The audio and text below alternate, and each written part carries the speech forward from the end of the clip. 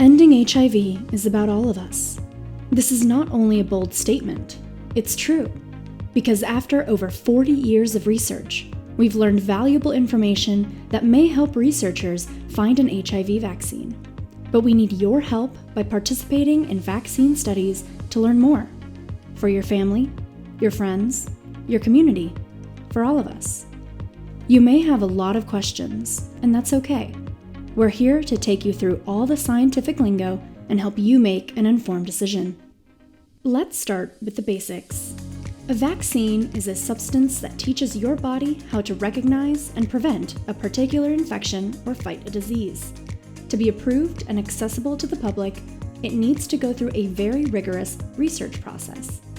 This process begins in test tubes or in mathematical models and computer simulations. Ideas are refined, and the best approaches are selected to develop experimental products. Then, preclinical testing begins to see if the product is safe in animals. Even if a product is effective in animals, the only way to prove it works in people is to study it in people.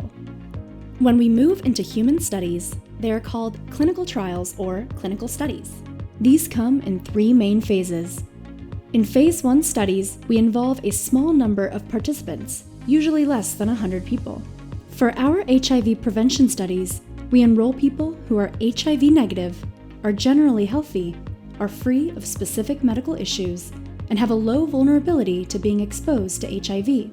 The main purpose of a Phase 1 study is to test the product's safety and see if it causes an immune response. If the results look promising, we can move to Phase 2.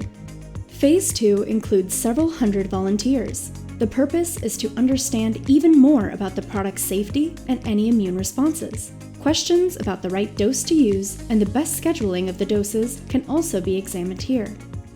Lastly, in Phase 3 studies, we include volunteers who have greater vulnerability for being exposed to HIV. They are followed over time to determine if the study product works to prevent or control HIV.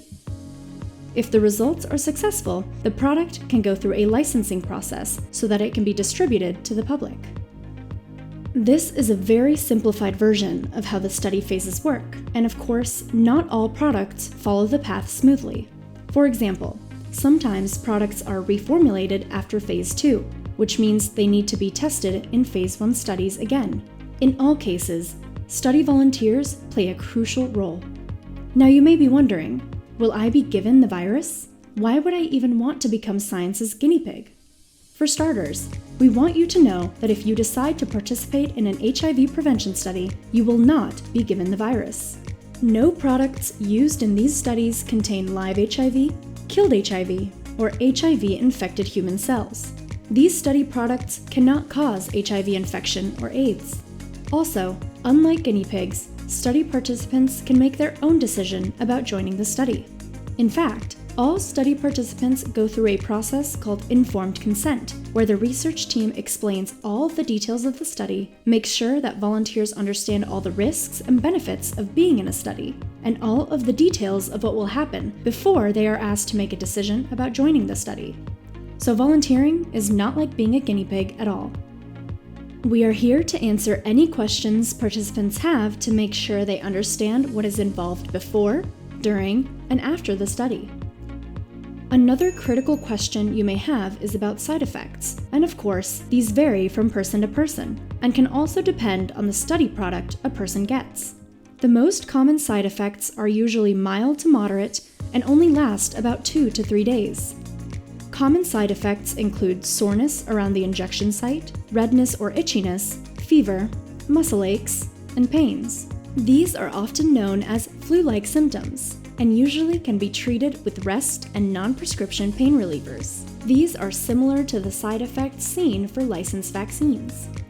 During the informed consent process, volunteers are told all the details that are known about side effects for the specific product in that study. Now that you know the basics, we hope you feel more comfortable thinking about participating in an HIV prevention study. Still have questions? Please visit our website helpendhiv.org to learn more and to register as a potential study volunteer so that we can be in contact with more information about an upcoming study happening near you that may be a good fit. HIV, and all of us.